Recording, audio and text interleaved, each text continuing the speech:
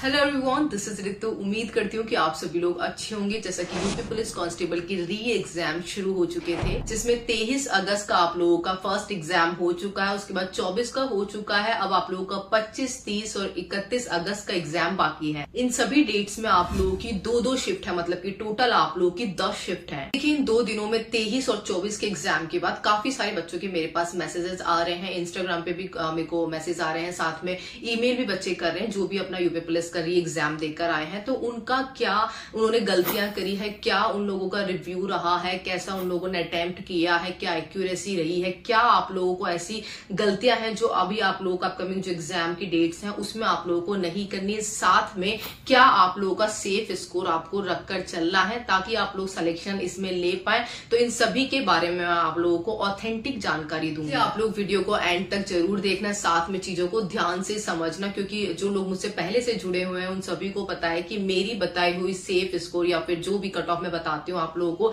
Expected, तो वो उसकी जो एक्यूरेसी रहती है वो 99% रहती है। इसीलिए जिन्होंने अभी तक मेरे चैनल को सब्सक्राइब नहीं किया हुआ है तो वो लोग सब्सक्राइब कर लें, क्योंकि यहाँ पर आप लोगों को Delhi police, UP police, DSSB, SSC GD सारे जो भी आप लोगों की गवर्नमेंट जॉब के एग्जाम्स होते हैं तो उनके बारे में एकदम ऑथेंटिक जानकारी के साथ साथ एक राइट वे आप लोगों को पता लगता है। हम लोग आ जाते हैं आप लोगों की यूपी पुलिस री एग्जाम के रिव्यू के ऊपर। तो देखिए, सबसे पहले तो आप लोगों को बता दूं, आप लोगों का जो पैटर्न आ रहा है, जो 2 दिनों में हम लोगों ने एनालिसिस किया है, तो ये आप लोगों का मॉडरेट लेवल का आ रहा है। मतलब कि आप लोग इसको नॉट टू इजी और नॉट टू हार्ड, ये आप लोग इसको कह सकते हैं। साथ में इस बार री एग्जाम में आप लोगों की जो बच्चों की एक्यूरेसी है तो वो भी आप लोगों की डाउन आ रही है as compare to your previous exam जो कि आप लोगों का कैंसिल हुआ था। इसका सबसे बड़ा रीजन तो यही था कि सडन आप लोगों को इसकी डेट देखने को मिल गई थी, जो कि किसी ने एक्सपेक्ट नहीं की थी कि इतनी जल्दी आप लोगों की री एग्जाम की डेट आ जाएगी। ना ही उससे पहले कोई भी ऑफिशियली या फिर इंटरनली इन्फॉर्मेशन मिल पाई थी किसी को कि इस डेट से आप लोगों के एग्जाम होने। उसके बाद जो ड्यूरेशन बचा था आपके एग्जाम और प्रिपरेशन के बीच में,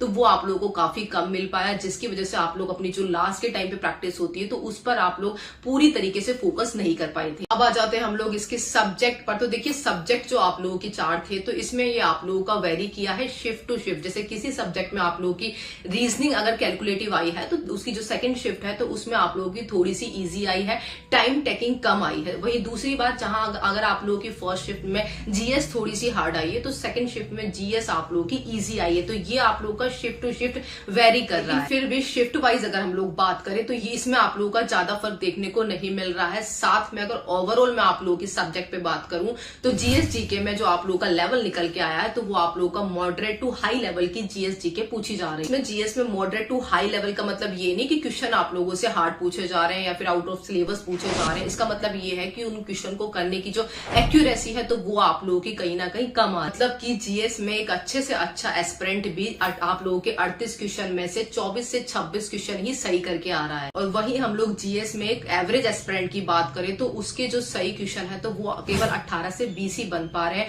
अब देखिए, इसमें से जो मैंने अच्छा एस्पिरेंट बताया और थोड़ा सा एवरेज बताया तो इसमें आप लोगों के 2 से 3 क्वेश्चन आप लोग खुद ही गलत मान के चले, क्योंकि ये आप लोगों को जब आपके आंसर की आती है तो तब देखने को 100% मिल सकता है। अब बात कर लेते हैं अगर हम लोग हिंदी की, तो देखिए हिंदी आप लोगों की हार्ड लेवल की नहीं पूछी जा रही है, बेसिक से आप लोगों के क्वेश्चन पूछे जा रहे हैं जो कि मॉडरेट लेवल में ही काउंट होते हैं। इसमें भी 37 में से 31 से 32 क्वेश्चन ये एक अच्छा एस्पिरेंट जो कि गुड एस्पिरेंट है जिसने 4 से 5 महीने पढ़ाई करी है तो वो उसमें इतना स्कोर करके आ रहा है। वहीं एवरेज बच्चे का स्कोर इसमें 24 से 25 क्वेश्चन निकल के आए हैं। और अब आ जाते हैं हम लोग इसके मैथ्स पर, जो कि आप लोगों की कैलकुलेटिव आ रही, मतलब कि आप लोगों की 24 से 25 क्वेश्चन इस बार मैथ्स में पूछे जा रहे हैं। तो इसमें आप लोगों की जो क्वेश्चन आ रहे हैं आप लोगों की तो वो थोड़े से टाइम टेकिंग आ रहे हैं, जिसकी वजह से जो एक अच्छा एस्पिरेंट है तो वो ही इसमें 15 से 16 क्वेश्चन ही सही करके आ पा रहा है। वहीं एवरेज बच्चा इसमें 11 से 12 क्वेश्चन सही करके आ पा रहा है। अब आ जाते हैं हम लोग इसकी रीजनिंग पर। तो देखिए, रीजनिंग इस बार आप लोगों की थोड़ी सी टाइम टेकिंग आ रही है, लेकिन आप लोगों की इजी आ रही है। आप लोगों का थोड़ा सा टाइम उसमें ज्यादा लग रहा है। और आप लोगों की जो कुछ शिफ्ट में तो क्वेश्चन आप लोगों के 48 से 50 है, किसी किसी में 51 से 52 क्वेश्चन भी आप लोगों को रीजनिंग में देखने को मिल रहे हैं। मतलब कि हम लोग अगर रीजनिंग में ओवरऑल बात करें क्वेश्चंस की, तो जबकि आप लोगों की टाइम टेकिंग क्वेश्चंस आ रहे हैं उसके बावजूद भी जो एवरेज बच्चा है तो उसका जो सही क्वेश्चंस का अटेम्प्ट है तो वो 41 से 42 क्वेश्चन का ही है।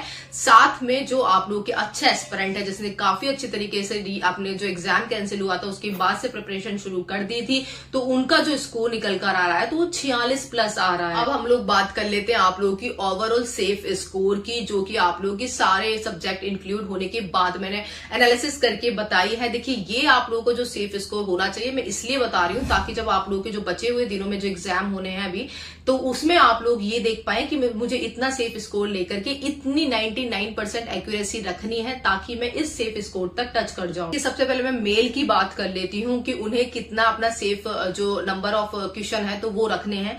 तो देखिए उसमें यूआर के 111 से लेके 112 क्वेश्चन आप लोगों की सही होने चाहिए, और वहीं ओबीसी में आप लोगों के 108 से लेकर 110 क्वेश्चन आप लोगों की सही बनकर आने चाहिए। वहीं ईडब्ल्यूएस में भी 108 से लेकर 109 क्वेश्चन आप लोगों की सही होने चाहिए। वहीं एससी में 90 से लेकर 92 क्वेश्चन आप लोगों के सही होने चाहिए। वहीं एसटी में आप लोगों के 70 से लेकर 75 क्वेश्चन सही होने चाहिए। हम लोग फीमेल की बात करें तो यूआर कैंडिडेट में 98 से लेकर 100 क्वेश्चन फीमेल के बनने चाहिए। वहीं ओबीसी में 95 से लेकर 96 क्वेश्चन आप लोगों के बनने चाहिए। वहीं ईडब्ल्यूएस में 95 से लेकर 96 क्वेश्चन, एससी में आप लोगों के 80 से लेकर 81 क्वेश्चन सही बनने चाहिए।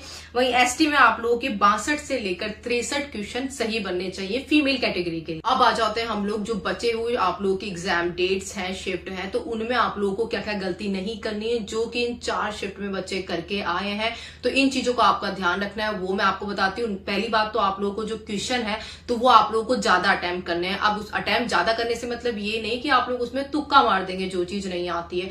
अटेम्प्ट ज्यादा करने से मतलब है कि अगर कोई क्वेश्चन जो आप लोगों को आता है तो उसको तो आप सही कर देंगे। जो क्वेश्चन नहीं आ रहा है आप लोगों को और आप लोगों को लगता है कि इससे मेरी एक्यूरेसी 90+ है, मतलब 90% से अबव जा रही है, तो उसको आप लोग अटेम्प्ट करके आ सकते हैं।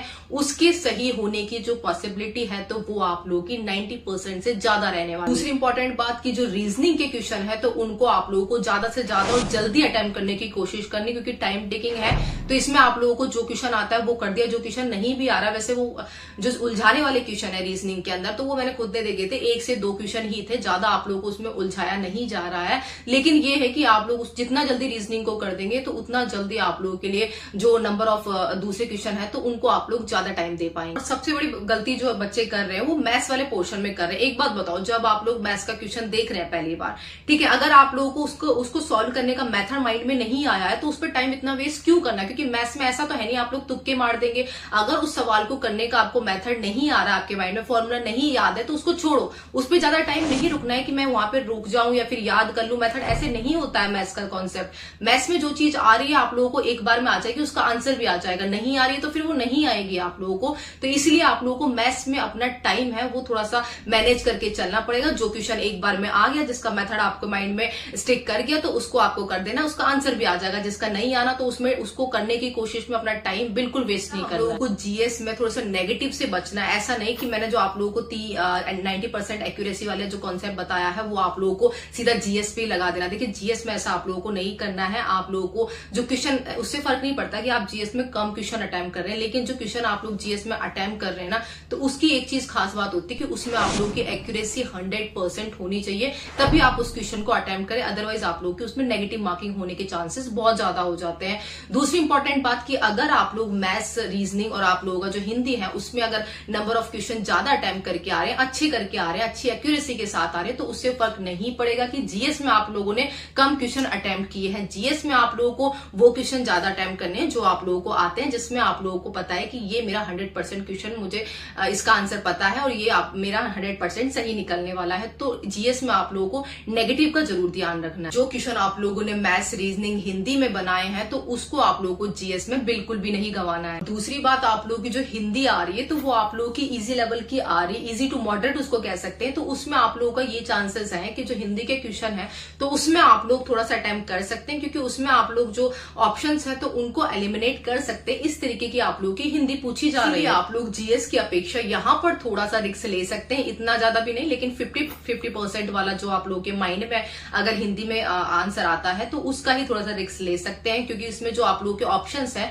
तो वो थोड़ी सी एलिमिनेट करने लायक है। तो ये ओवरऑल आप लोगों का सिनेरियो समझा दिया है कि क्या क्या आप लोगों को गलतियां नहीं करनी है और जिनका आने वाले दिनों में एग्जाम है तो उनको किन किन चीजों पर फोकस करना चाहिए। साथ में जो मैंने आप लोगों को सेफ स्कोर बनाया तो उसको एक बार जरूर रिव्यू कर लेना, वीडियो को थोड़ा पीछे करके उसमें आप लोग जरूर देख लेना कि मुझे ये अपना जो स्कोर है वो लेकर चलना है। फिर जो आप लोगों की कट ऑफ जाती है बाद में जो भी होना है तो वो आप लोगों का ज्यादा फर्क नहीं पड़ने वाला, 1-2 नंबर का ही पड़ने वाला है। इसीलिए आप लोगों का वो ही सेफ स्कोर आपको माइंड में लेकर चलना है, तभी आप लोग अपने सिलेक्शन की दौड़ में आगे बढ़ पाएंगे। बाकी मेरी बेस्ट विशेष है जिन भी लोगों का एग्जाम हो चुका है और जिन भी लोगों का एग्जाम होना है उन सभी का जो स्कोर है वो काफी अच्छा आए। कि भगवान से मेरी प्रार्थना रहेगी कि मुझसे जुड़े हुए ज्यादातर बच्चों का यूपी पुलिस कांस्टेबल में इस बार सिलेक्शन हो जाए, 60,000 बच्चे जो हैं तो उनको वर्दी मिल पाए। बाकी अगर आप लोगों का कोई भी डाउट है तो मुझे अभी कमेंट करके आप लोग पूछ सकते हैं। बाकी मेरे इंस्टाग्राम आईडी को भी आप लोग जरूर फॉलो कर ले, वहां पर भी आप लोग मुझसे पर्सनली जो भी आप लोगों की क्वेरी है एग्जाम से रिलेटेड, सब्जेक्ट से रिलेटेड या फिर किसी पर्टिकुलर मेडिकल से रिलेटेड, फिजिकल से रिलेटेड, आप लोग मुझसे वहां पे पूछ सकते हैं। मिलते हैं नेक्स्ट वीडियो में। जय